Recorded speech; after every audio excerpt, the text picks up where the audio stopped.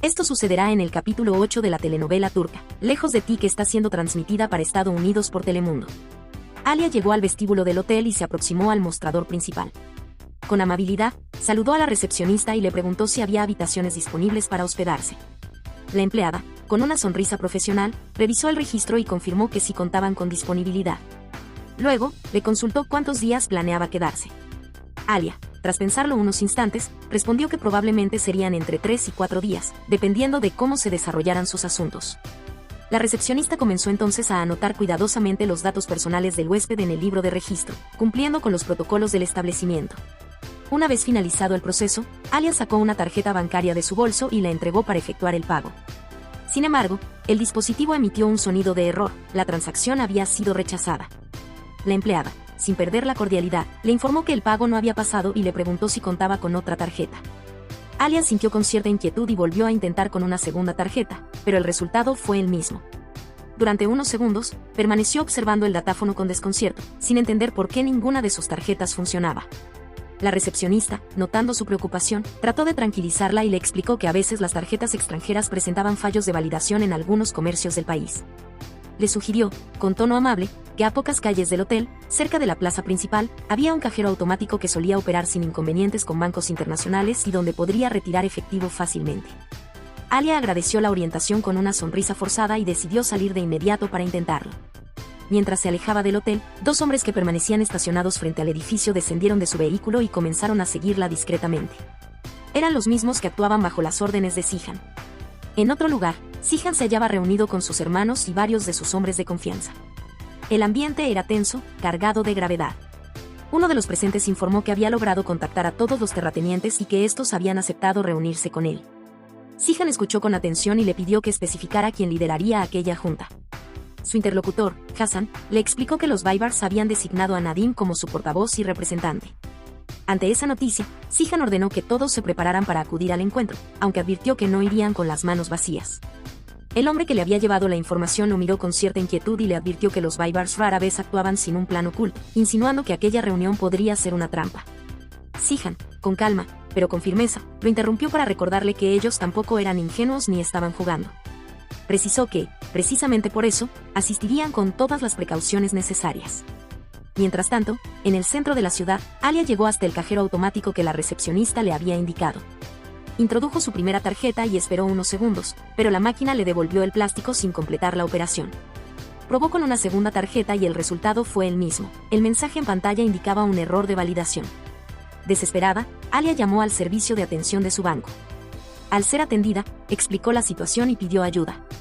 La persona del otro lado de la línea le sugirió acudir a una sucursal para resolver el inconveniente, pero Alia respondió que no podía hacerlo, ya que se encontraba en Turquía y su cuenta pertenecía a otro país.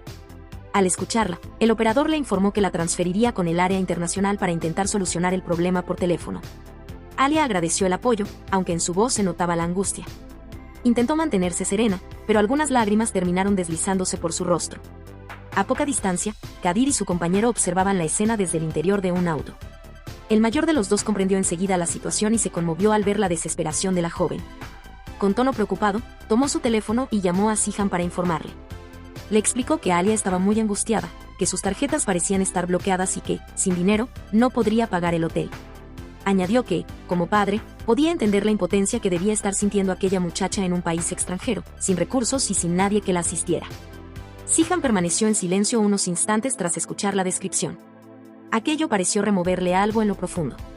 Finalmente, con voz serena, le pidió que dijera a Kadir que se hiciera cargo de los gastos del hospedaje. El hombre mayor asintió, agradeció la instrucción y colgó la llamada dispuesto a cumplir la orden cuanto antes. Pasado un rato, Alia decidió regresar al hotel. Caminó lentamente, con el rostro tenso y la mente revuelta por todo lo ocurrido. Al llegar de nuevo al mostrador, se dirigió a la recepcionista con determinación y le comunicó que pagaría su estadía utilizando dólares canadienses. La recepcionista, con una expresión tranquila, le explicó a Alia que no era necesario realizar ningún pago, ya que su habitación ya se encontraba completamente saldada. La joven se quedó muda por un instante, sorprendida ante aquella información. Luego, su semblante cambió, el asombro dio paso a una mezcla de orgullo y molestia. Sin rodeos, exigió saber quién había efectuado el pago. La empleada, manteniendo su tono profesional, se disculpó y le respondió que esa información era confidencial y que no podía revelarla. El silencio que siguió fue breve. Alia comprendió de inmediato quién estaba detrás de aquel gesto. Solo pensar en la posibilidad de que la familia Albor hubiera intervenido hizo que la indignación le recorriera todo el cuerpo. Se negó rotundamente a aceptar ese dinero y declaró con firmeza que no recibiría favores de ellos. Con gesto decidido, colocó sobre el mostrador la suma exacta correspondiente a su hospedaje.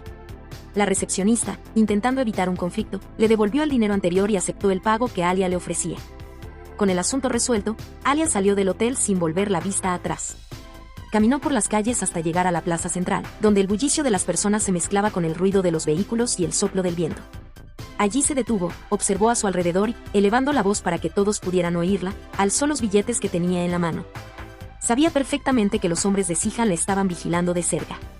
Entonces, en un gesto impulsivo, lanzó los billetes al aire. Los papeles se elevaron con el viento y comenzaron a caer lentamente sobre la multitud. En cuestión de segundos, la gente se abalanzó para recogerlos. Algunos reían, otros empujaban o discutían, mientras Alia permanecía inmóvil, contemplando cómo aquel dinero se transformaba en un espectáculo de codicia efímera. Desde la distancia, Kadir y el viejo observaban la escena sin intervenir, comprendían que lo que estaba en juego no era el dinero, sino el orgullo de la joven. Mientras tanto, Zihan se preparaba para entrar a la mansión donde lo esperaban. Antes de hacerlo, pidió a sus hermanos que permanecieran afuera. Kaya, visiblemente inquieto, se opuso, insistiendo en que no permitiría que su hermano enfrentara solo una posible emboscada. Recordó las pérdidas pasadas y, con voz cargada de emoción, le dijo que no soportaría ver morir a otro miembro de su familia. Zihan, con serenidad, le respondió que precisamente por esa razón debían quedarse donde estaban. No pensaba arriesgar la vida de ninguno de ellos. Les ordenó que aguardaran, y aunque Kaya no estaba de acuerdo, aceptó con la condición de que, si transcurría una hora sin tener noticias suyas, entrarían a buscarlo. Con paso decidido, Zihan cruzó el portón principal y avanzó hacia el interior de la propiedad.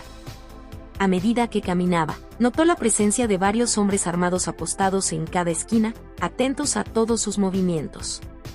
Poco después, Nadim apareció y lo saludó con una actitud desafiante, preguntándole si realmente había venido solo.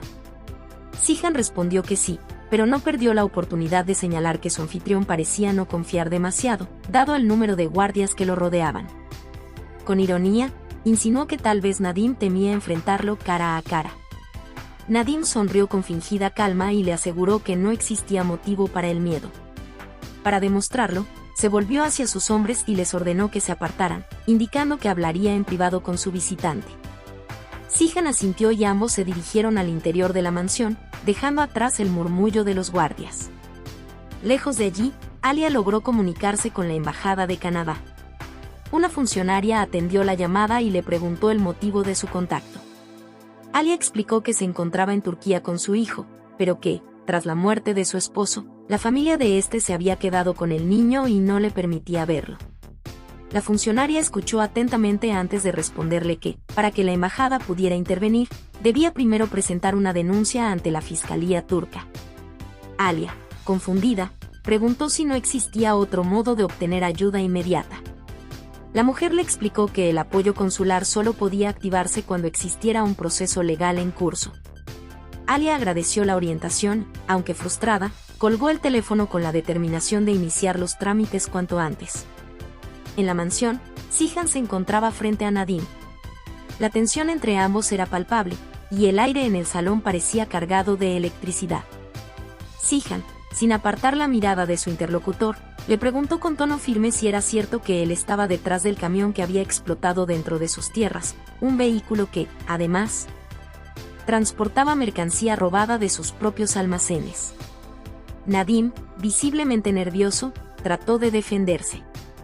Negó cualquier participación y afirmó con vehemencia que su gente no tenía nada que ver con aquel incidente ni con la muerte de Boran. Argumentó que alguien estaba manipulando la situación desde las sombras, buscando sembrar discordia entre sus familias para enfrentarlas. Zihan lo observó con frialdad, intentando descifrar si decía la verdad o solo buscaba salvarse. Con voz controlada, le preguntó quién podría estar detrás de todo. Nadim, evitando su mirada, le explicó que probablemente se trataba de grupos interesados en apoderarse de las tierras de ambos, individuos dispuestos a provocar el caos con tal de debilitarlos. Por ello, le pidió que no interviniera más y que le dejara manejar el asunto por su cuenta. Aseguró que, si Zihan interfería, las rutas de sus propios cargamentos quedarían bloqueadas por los mismos hombres. La explicación no lo convenció. Zihan dio un paso adelante, acortando la distancia, y sacó lentamente una granada del bolsillo de su abrigo. La sostuvo con firmeza, dejando claro que no vacilaría en usarla, y le preguntó si realmente sabía qué tipo de mercancía se movía bajo su nombre. Nadim palideció al instante, suplicándole que no cometiera una locura. Durante unos segundos, pareció que Zihan estaba dispuesto a hacerle probar el poder de aquel artefacto. Pero justo entonces, el sonido de su teléfono interrumpió la tensión. Sin apartar los ojos de Nadim, contestó la llamada. Del otro lado, la voz de Denise con voz temblorosa, le decía que su madre aún no había regresado y que la extrañaba. Zihan respiró hondo, intentando mantener la serenidad, y le pidió al niño que tuviera un poco de paciencia, asegurándole que pronto volvería a llamarlo. Mientras tanto, Alia salía del hotel. Sus movimientos llamaron la atención de Kadir y del viejo que la vigilaban desde cierta distancia. Ambos decidieron continuar siguiéndola discretamente para averiguar hacia dónde se dirigía. En la mansión, Nadim no lograba ocultar su creciente nerviosismo. Le suplicó a Zihan que bajara la granada, temiendo que en cualquier instante la situación pudiera volverse fatal.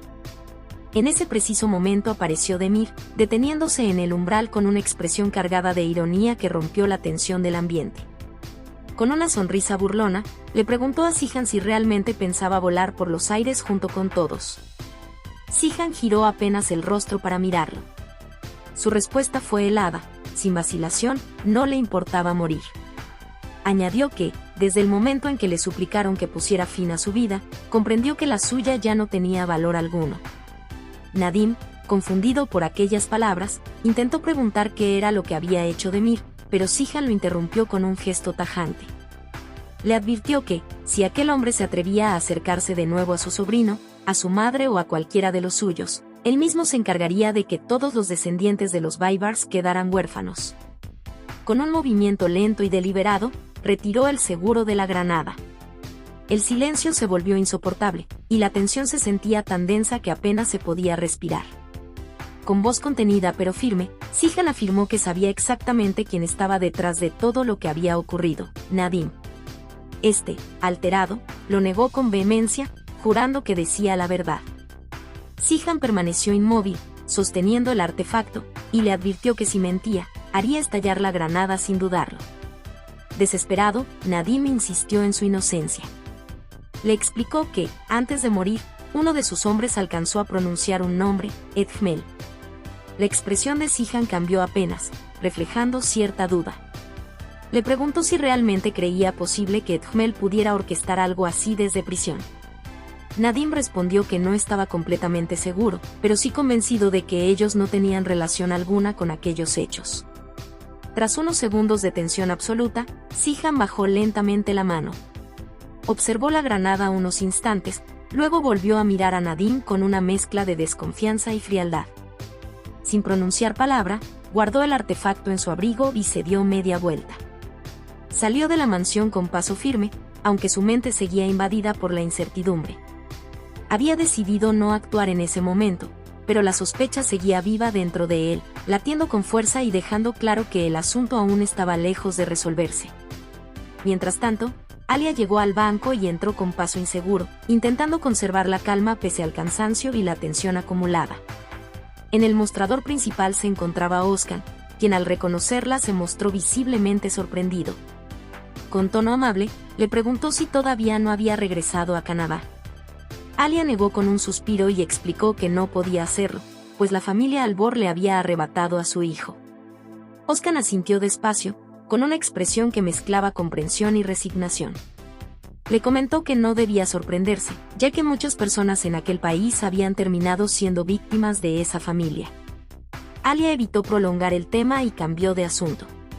Le explicó que su verdadera razón para acudir al banco era solicitar un préstamo urgente.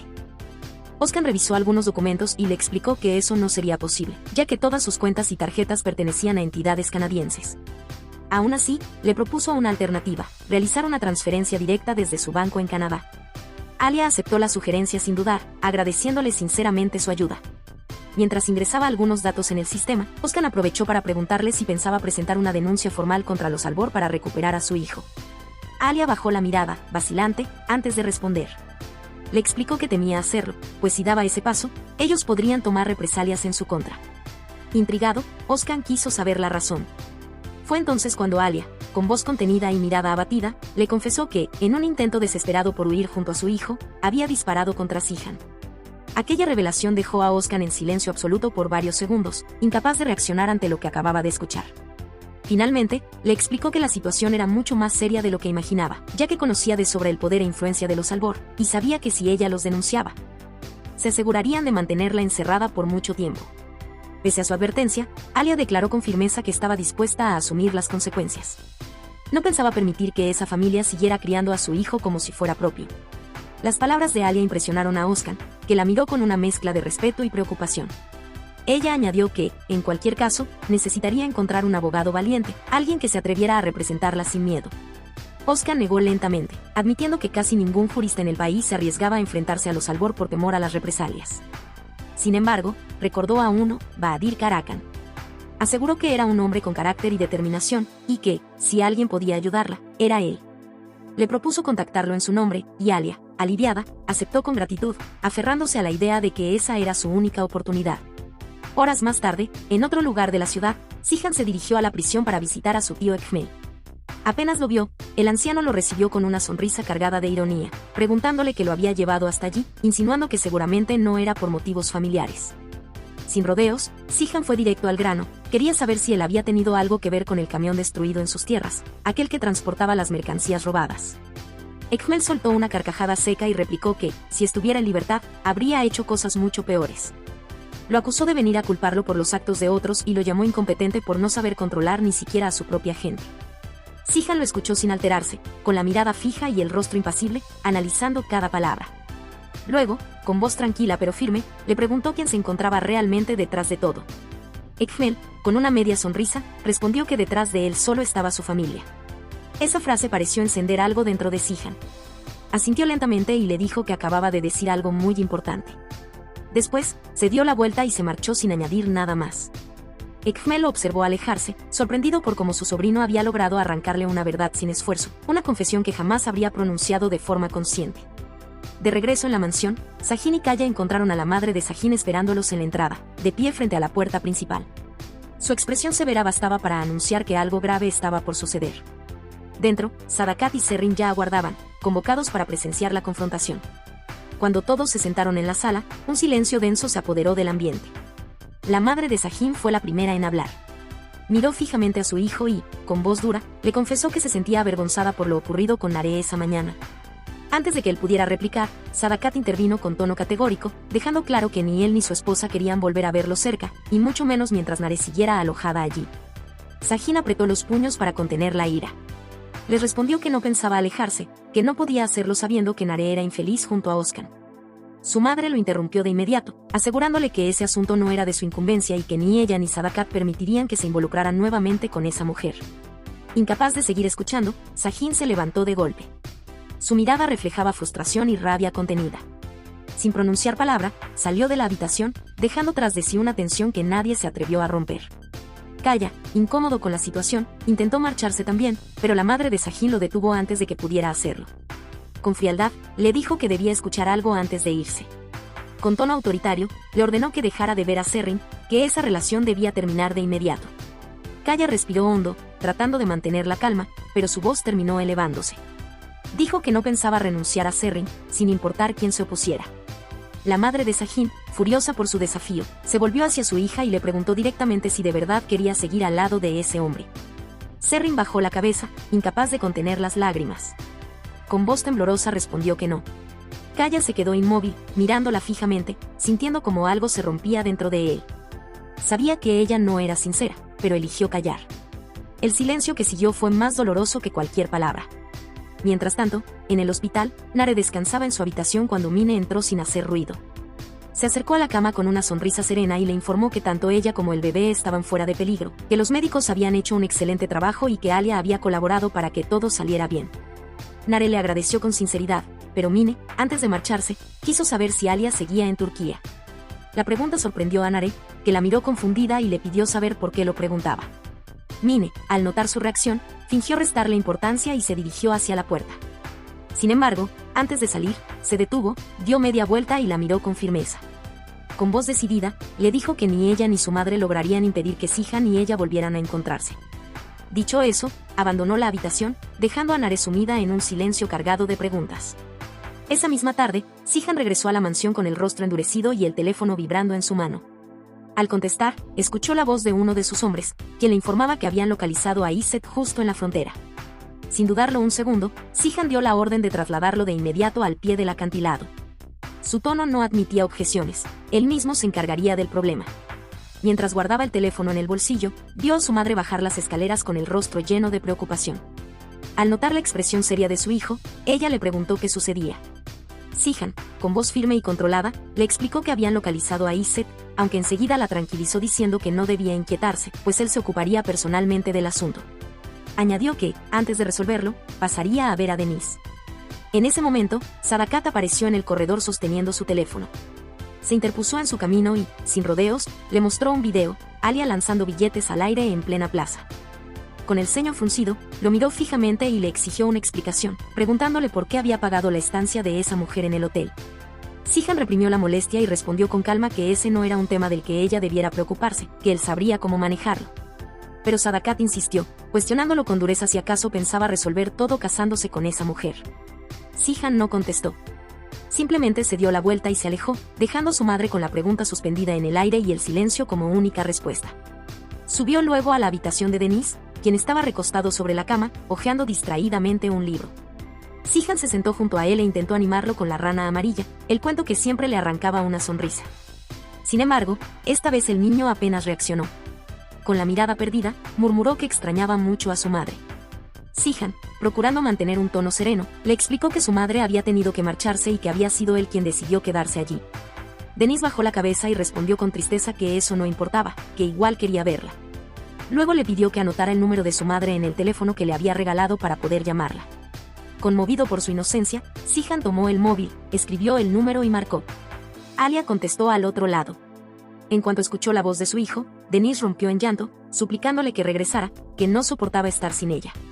Alia también lloró en silencio, apretando el teléfono contra su oído, incapaz de pronunciar palabra. No quería prometerle algo que no podía cumplir. Cuando la comunicación se interrumpió, Denise bajó el celular con los ojos llenos de lágrimas. Sihan, al verlo así, intentó consolarlo diciéndole que probablemente la señal había fallado y por eso no pudieron oírse bien. Justo entonces, Sadakat entró en la habitación. Denise aprovechó su presencia para preguntarle directamente si su madre había vuelto a Canadá. Sin pensar demasiado en su respuesta, ella le dijo que sí. El niño, sorprendido, negó con la cabeza, repitiendo una y otra vez que eso no podía ser cierto, que su madre jamás lo abandonaría. Acto seguido, se levantó y salió corriendo de la habitación. Sihan se volvió hacia su madre, visiblemente molesto, y le recriminó su falta de tacto por haberle dicho algo así a un niño. Sadakat prestó importancia al asunto, asegurando que no era nada grave y que con el tiempo él se acostumbraría. Sihan lo observó con desconcierto, sin comprender tanta frialdad, y salió tras su hijo. Lo encontró en el pasillo, con la cabeza gacha y las lágrimas aún corriéndole por el rostro. Se arrodilló frente a él y, con voz suave, le pidió que no se angustiara, que pronto volvería a ver a su madre. Entre sollozos, Denise le rogó que la llamara otra vez o que lo llevara hasta donde ella estaba. Antes de que Sihan pudiera responder, Sadakat intervino de nuevo. Esta vez le habló al niño con un tono más dulce, invitándolo a ir con ella a la cocina, donde Umu le había preparado un postre. Denise asintió despacio y se fue con su abuela, mientras Sihan permanecía quieto en el pasillo, con la mirada perdida y el silencio pesándole en el alma. Hasta aquí este avance. Si te ha gustado déjanos un like y suscríbete.